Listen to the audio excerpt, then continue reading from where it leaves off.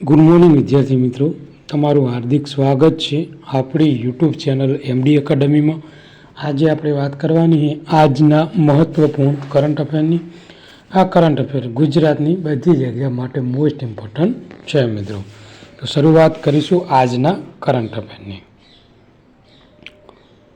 તો પહેલો ક્વેશ્ચન છે મિત્રો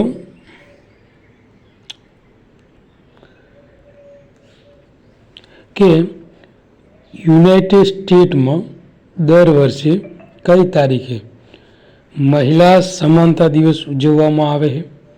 તો મિત્રો 26 ઓગસ્ટના દિવસે જે યુએસએ છે ત્યાં મિત્રો જે 26 ઓગસ્ટ છે મિત્રો તેને મહિલા સમાનતા દિવસ તરીકે ઉજવવામાં આવે છે મિત્રો। વિદ્યાર્થી મિત્રો, 2 દિવસથી આપણે કરંટ અફેરમાં રજા હતી, કારણ કે મિત્રો મારી તબિયત થોડી નરમ હતી, એના લીધે હું કરંટ અફેર બનાવી શક્યો નહીં। પરંતુ આપણે જે 27 ઓગસ્ટ અને 28 ઓગસ્ટ છે મિત્રો ત્યાંની જે કરંટ અફેરની પીડીએફ એ આપણે જે ટેલિગ્રામ ચેનલમાં એ મૂકી દઈશું, જેથી કરીને જે પણ વિદ્યાર્થી મિત્રો આપણું જે રેગ્યુલર કરંટ અફેર નિહાળે છે તેને કોઈ પણ જાતની પ્રોબ્લેમ રહે નહીં। અને જેટલા વિદ્યાર્થી મિત્રો આપણી યુટ્યુબ ચેનલમાં નવા હોય તો આપણી ચેનલને સબસ્ક્રાઈબ કરી લેજો, જેથી કરીને તમને કરંટ અફેરના બધા જ વિડીયોની નોટિફિકેશન મળી રહે।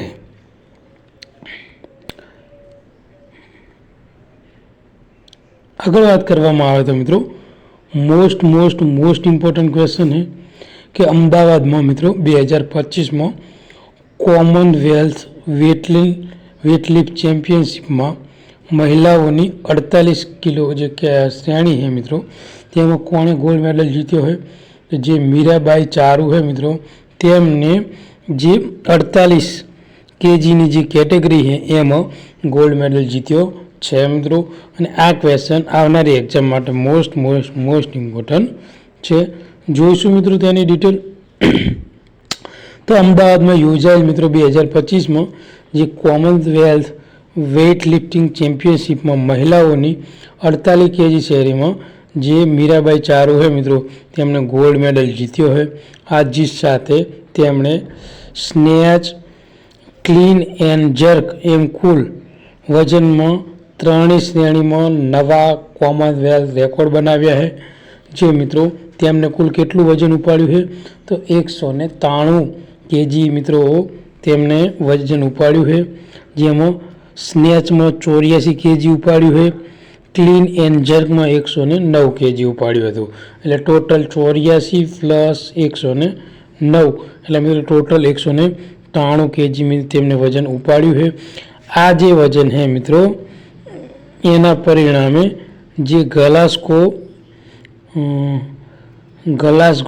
2026માં જે કોમનવેલ્થ ગેમ માટે તેમના સીધા જ ક્વોલિફાય થઈ ગયા છે મિત્રો। તો 2026 માટે કોણ ક્વોલિફાય થયું છે? મીરાબાઈ ચારુ। તો યાદ રાખજો મિત્રો, આવનારી એક્ઝામમાં 100% ક્વેશ્ચન આવી શકે છે। 26 ઓગસ્ટ 2025ના રોજ ભારતીય નૌકાદળે કયા નૌકાદળ મથક પર સ્ટીલ ફ્રિગેટ આઈએનએસ ઉદયગીરી અને હિમગીરી કાર્યરત થશે? તો મિત્રો જે વિશાખાપટ્ટનમ છે ત્યાં મિત્રો જે આઈએનએસ ઉદયગીરી અને આઈએનએસ હિમગીરી છે તે મિત્રો કાર્યરત થવાના છે। આ પણ ક્વેશ્ચન મિત્રો આઈએમપી છે, આવનારી એક્ઝામમાં આવી શકે છે। તો 26 ઓગસ્ટ 2025ના રોજ ભારતીય નૌકાદળ વિશાખાપટ્ટનમ નૌકાદળ મથક ઉપર સ્ટીલ ફ્રિગેટ્સ આઈએનએસ ઉદયગીરી અને આઈએનએસ હિમગીરીને કાર્યરત કરાશે। પહેલીવાર જ્યારે 2 જુદા જુદા શિપયાર્ડ બનેલા 2 મોટા જે યુદ્ધ જહાજો એક સાથે કાર્યરત કરવામાં આવી રહ્યા છે મિત્રો। તો કયા જહાજો? આઈએનએસ ઉદયગીરી અને આઈએનએસ હિમગીરી એ મિત્રો ક્યાં કાર્યરત થવાના છે? તો આપણું જે વિશાખાપટ્ટનમ છે ત્યાં મિત્રો। તો જોશું તેની થોડીક ડિટેલ મિત્રો। તો જે આપણા સંરક્ષણ મંત્રી છે રાજનાથસિંહની અધ્યક્ષતામાં મિત્રો યોજાયું હતું। બંને જહાજો પ્રોજેક્ટ 17 હેઠળ બનાવવામાં આવ્યા છે અને ભારતના મેક ઇન ઇન્ડિયા અને આત્મનિર્ભર ભારતની જે પહેલને સફળતા દર્શાવે છે મિત્રો। આગળનો ક્વેશ્ચન છે કે ઓગસ્ટ 2028 સુધીમાં 3 વર્ષના કાર્યકાળ માટે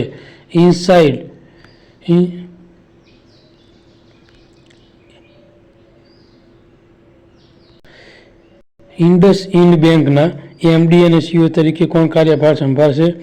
તો રાજીવ આનંદ મિત્રો કાર્યભાર સંભાળવાના છે. કયા શહેરમાં ખોડલધામ ગ્રાઉન્ડ ખાતે પીએમ નરેન્દ્ર મોદીએ 5400 કરોડના પ્રોજેક્ટનું લોકાર્પણ કર્યું છે? તો અમદાવાદ ખાતે મિત્રો. જોઈશું તેની ડિટેલ મિત્રો. તો વડાપ્રધાન નરેન્દ્ર મોદીએ અમદાવાદના નિકોલ વિસ્તાર ખાતે ખોડલધામ ગ્રાઉન્ડ ખાતે 5400 કરોડના વિવિધ પ્રોજેક્ટનું લોકાર્પણ કર્યું છે અને એનું ખાતમુહૂર્ત કર્યું છે મિત્રો. ઉપરાંત આ જે પ્રોજેક્ટ છે એ શહેરી વિકાસ અને એ જે ઉર્જા, માર્ગ અને રેલવે જેવા વિવિધ ક્ષેત્રોમાં કામદારોનો સમાવેશ થાય છે અને આ પ્રોજેક્ટ અમદાવાદ, ગાંધીનગર અને મહેસાણા જિલ્લાને આવરી લે છે. અને આ પ્રસંગે મિત્રો તેમણે જે જાહેર સભા છે એને સંબોધન કર્યું હતું. 2025માં વૈશ્વિક સ્તરે ફોર્ટિફાઈડ ચોખાનો પુરવઠો પૂરો પાડવા માટે કયા દેશે વર્લ્ડ ફૂડ પ્રોગ્રામ સાથે લેટર ઓફ ઇન્ટેન્ટ પર હસ્તાક્ષર કર્યા છે મિત્રો? તો ભારતે મિત્રો હસ્તાક્ષર કરેલા છે. આ ક્વેશ્ચન થોડોક મિત્રો આપણે ડિટેલમાં જોઈશું. તો 2025માં વૈશ્વિક સ્તરે ફોર્ટિફાઈડ ચોખાનો પુરવઠો પૂરો પાડવા માટે ભારતે વર્લ્ડ ફૂડ પ્રોગ્રામ સાથે લેટર ઓફ ઇન્ટેન્ટ પર હસ્તાક્ષર કર્યા છે. આ કરારનો હેતુ વિશ્વભરમાં સંકટગ્રસ્ત વિસ્તારોમાં ફરજિયાતમંદ વસ્તી માટે ખાદ્ય અને જે પોષકની જરૂરિયાતોને પૂર્ણ કરવા માટે મિત્રો આ જે મહત્વપૂર્ણ છે ને એ હસ્તાક્ષર કરવામાં આવેલા છે.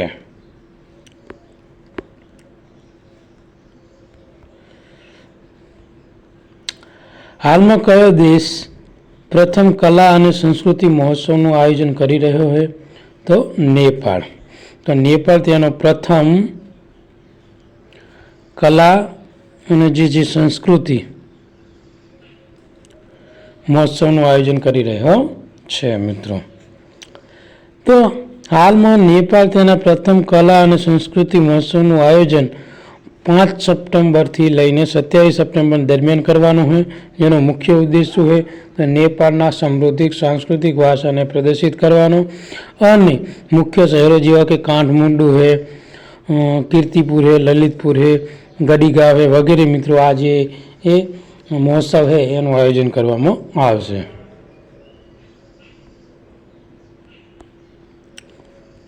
આગળનો ક્વેશ્ચન છે કે એશિયન શૂટિંગ ચેમ્પિયનશિપમાં ભારતીય મહિલા શૂટરોને કયા દેશમાં 25 મીટર પિસ્તોલ જુનિયર વ્યક્તિગત મેડલ મળ્યો છે? તો કઝાકિસ્તાનમાં જે એશિયન શૂટિંગ ચેમ્પિયનશિપ હતી એ જે ભારતીય મહિલાઓને મિત્રો શૂટરને અહીંયા ગોલ્ડ મેડલ મળેલો છે. તો ભારતીય મહિલા શૂટિંગ ટીમે જે કઝાકિસ્તાનના શ્યામકેન્ટમાં આયોજિત એશિયન શૂટિંગ ચેમ્પિયનશિપમાં ઉત્કૃષ્ટ પ્રદર્શન કર્યું છે અને જે 25 મીટર પિસ્તોલ જુનિયર વ્યક્તિગત ઇવેન્ટમાં જે પાયલ ખત્રીએ ગોલ્ડ, નમિયા કપૂરે સિલ્વર અને તેજસ્વી સાહનીએ બ્રોન્ઝ મેડલ મિત્રો જીતેલો છે. જે પોડિયમ પર ક્લીન સ્વીપ પૂર્ણ કર્યું છે મિત્રો અને વધુમાં ત્રણેય ટીમની આ ઇવેન્ટમાં ગોલ્ડ મેડલ જીતી જેનાથી સ્પર્ધામાં ભારતનું વર્ચસ્વ છે મિત્રો એ મજબૂત કર્યું છે. આ ઉપરાંત જે ભવનીશ મેન્દ્રી દત્તાએ પુરુષ ટ્રેપમાં સિલ્વર મેડલ મેળવ્યો છે, જ્યારે નીરુ ઢાંડા અને જે આસિમા અલ્હાવતે મહિલા ટ્રેપમાં અનુક્રમે અને બ્રોન્ઝ મેડલ જીતી શૂટિંગ રમતમાં ભારતની વધતી જતી જે સ્થિતિ છે એને ઉજાગર કરે છે મિત્રો. આગળનો ક્વેશ્ચન છે કે કઈ અવકાશ એજન્સીએ વર્ષભરમાં મિશનનું અનુકરણ કરવા માટે નવા ચાપેય મંગળ નિવાસસ્થાનનું અનાવરણ કર્યું છે મિત્રો? તો નાસા દ્વારા મિત્રો જે ચાપેય જે મિત્રો મંગળ મિશન છે એનું અનાવરણ કરેલું છે. તો નાસાના બીજા આ ચાપેય આ જે મિશન है મિત્રો, જેને ફૂલ ફોર્મ મિત્રો શું આપેલું છે, crew health and performance exploration analog, જે નિવાસ સ્થાન રજૂ કરે છે મિત્રો, જે 1700 ચોરસ ફૂટ 3D પ્રિન્ટેડનું માળખું છે, જે મંગળ મિશનની પરિસ્થિતિનું અનુકરણ કરવા માટે રચાયેલ છે.